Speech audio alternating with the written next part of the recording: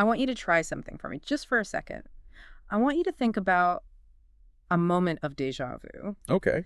Or maybe not even that specific, just, one of those sudden, vivid memories that hits you absolutely out of nowhere. You know the kind I'm talking The about. ones that catch you completely off guard. Yeah, you're just walking down the street, minding your own business, and maybe you catch a whiff of ozone right before it rains, or a specific song comes on in a coffee shop, and suddenly, snap. Hmm. You aren't just remembering a moment from 10 years ago. For a split second, you are in that moment. It's a very distinct sensation. It's not like struggling to recall a name or a password where you're, digging around in your brain for a file. No, not at It's all. visceral. It's immediate. It's physical. Yeah.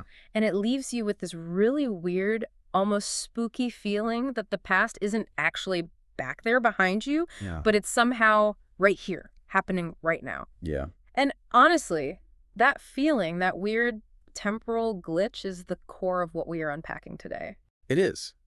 And it's a concept that might completely change how you relate to your own history, and specifically how you deal with the things you'd maybe rather forget. So what's the source? Today, we are looking at a specific thesis from the philosophy of reflective humanism, specifically a document titled No.11.4, Memory as Interference. And the mission for this deep dive is pretty clear, but I have to warn you, it's going to require us to break a few habits. Because usually when we talk about memory in pop culture, in casual conversation, even in basic therapy, we use computer metaphors. You do.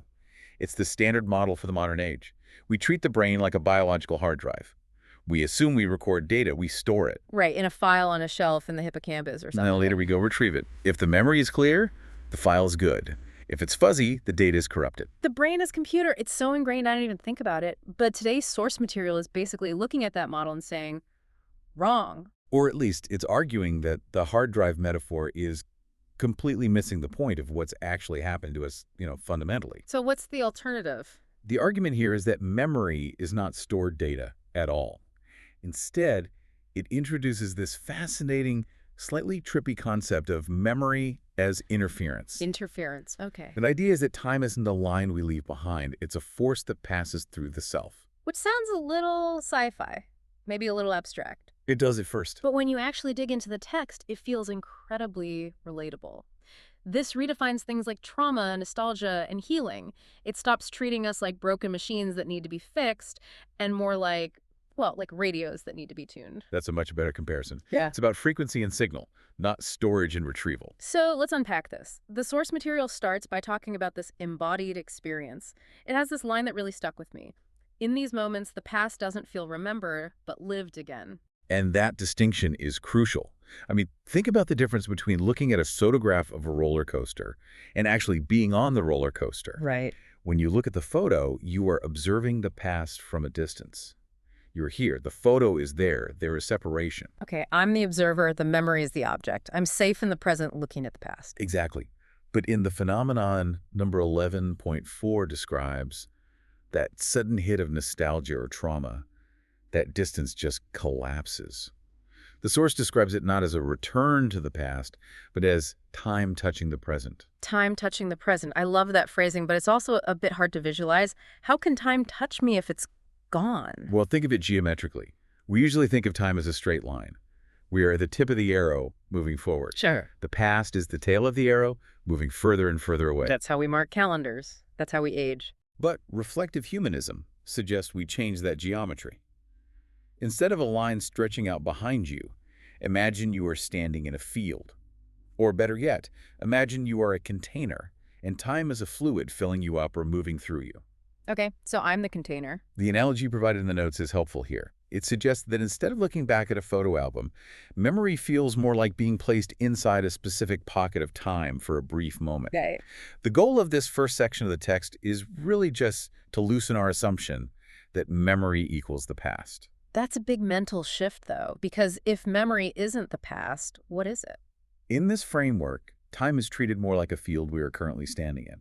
The past isn't gone, it's just a different part of the field that is currently interacting with where you are standing now. Okay, hold on. If I'm standing in this field and time is touching me right now, that explains why those memories feel so real. It explains the sensation.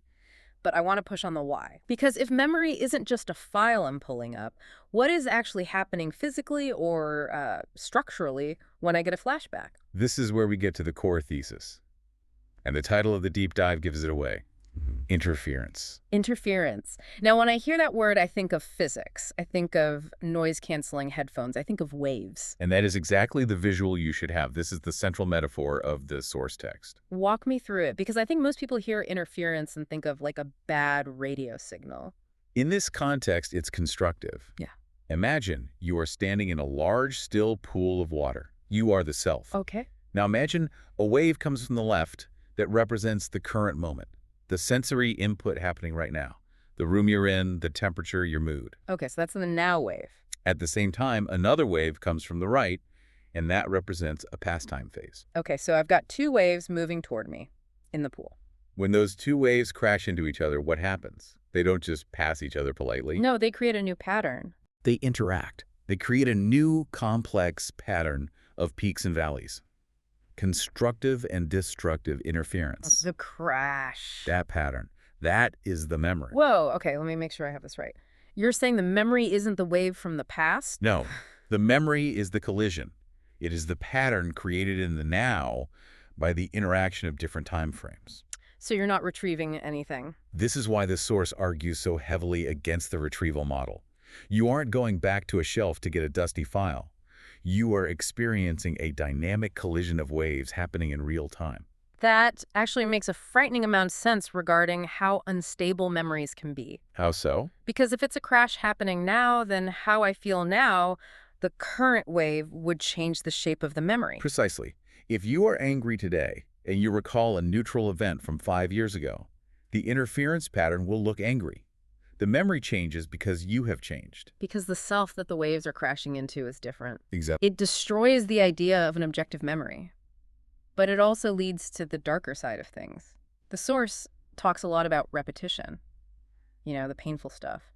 Trauma, nagging regrets, those patterns we just can't seem to break. The loops. Yeah, the loops. We usually think those memories stick around because the event was just so huge, right? Like, I can't forget this because it was traumatic and it burned itself into my hard drive. That's the conventional wisdom. Intensity equals retention.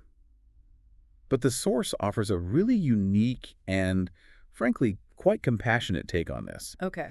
It argues that repetition doesn't happen just because an event was intense or strong. Repetition happens because the passage of time regarding that event is unresolved. Unresolved. What does that mean in terms of waves? The text uses the term unrectified time phase. Think of it like a musical chord. You know when you hear a song and it builds tension and you're just waiting for that final chord to resolve back to the tonic? Yeah, the drop or the finale, of course. Yeah. Imagine if the song just stopped right before the resolution. It's hanging there. The phase or the wave cycle hasn't closed yet. It would be incredibly annoying. It would stick in your head. Exactly. Because the phase is open, the energy hasn't dissipated, so it keeps circulating. It keeps hitting the structure of the self again and again, trying to find a way to close the loop. So it's not that my brain is broken and stuck on repeat. It's that the wave hasn't finished its movement. Correct. When an unrectified time phase hits the current structure of yourself, you feel it as a trigger or a flashback. It isn't a malfunction. It's the system trying to complete a cycle. This really changes how you look at a flashback. It's not a glitch in the machine. No. It's a collision waiting to be resolved. But this brings up a massive existential question for me. Go on. If memory is just waves crashing and I'm just the place where they crash, what am I? The question of identity. Yeah. It's the natural next step. Yeah, like, am I the wave? Am I the crash? If I'm just this intersection of traffic, do I even exist? The source material in reflective humanism is very specific about this, and it might make you feel a little vulnerable. It says, the self is not a fixed rock. It's not a supreme subject that controls time. So what is it? The self is described as a structure that allows time to pass through. A structure. Like a building. Think softer. Think of the self as a membrane or a filter. The waves of time pass through this membrane. The pattern that appears on the membrane is what we call conscious experience. Okay, a membrane. That feels fragile. It is sensitive. It has to be to register the waves. And this connects to another concept in the source material called transparent pain. Transparent pain. That sounds poetic, almost romantic, but I have a feeling it's not pleasant. What does it actually mean in this context? It's describing the friction of the update process. See, we all have an internal operating system. We have our expectations, our beliefs, our way the world works. I'm a good person, the world is safe, hard work pays off, that kind of thing. Exactly. That's our internal structure. That's the membrane you mentioned. Right. That's the filter I look at the world through. But the reality of time passing through us is nonlinear and chaotic. Mm. Bad things happen to good people. Chaos happens. Reality rarely matches our expectations. And that's the point. Mm-hmm. So imagine a wave of reality hits your expectation membrane. They don't match. There is a mismatch. The source calls this a phase difference, that friction. That is the pain. So the pain is the stretching. It's the sensation of your internal structure stretching and creaking Right. as it tries to accommodate a reality that doesn't fit your old model. That is a massive shift in perspective, because usually when something hurts, my instinct, and I think everyone's instinct, is make it stop or delete this. Right. I want to numb it or I want to distract myself. We want to reject the wave. Right. Which brings us to the so what of all this, because this is all very high-level philosophy. But if I'm lying awake at 3 a.m. replaying an embarrassing moment from 2008 or dealing with grief, I'm a membrane is cold comfort. It is initially. So if I buy into this theory that memory is interference and I'm just a filter, how does that help me?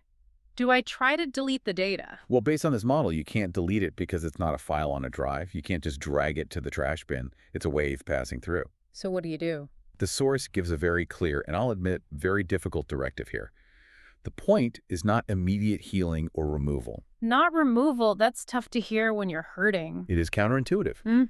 But look at the alternative. If you try to stop a wave, what do you have to build? A wall, a dam. And what happens when a wave hits a wall? It crashes. It bounces back. It reflects. It stays trapped in the harbor. By trying to block the pain or judge the memory as bad, you are essentially building a dam that keeps the energy trapped inside you. That's the repetition loop. Wow. So by trying to push it away, I'm actually trapping it inside. You are creating a closed loop. The text suggests a critical pivot. We need to stop asking, why can't I forget?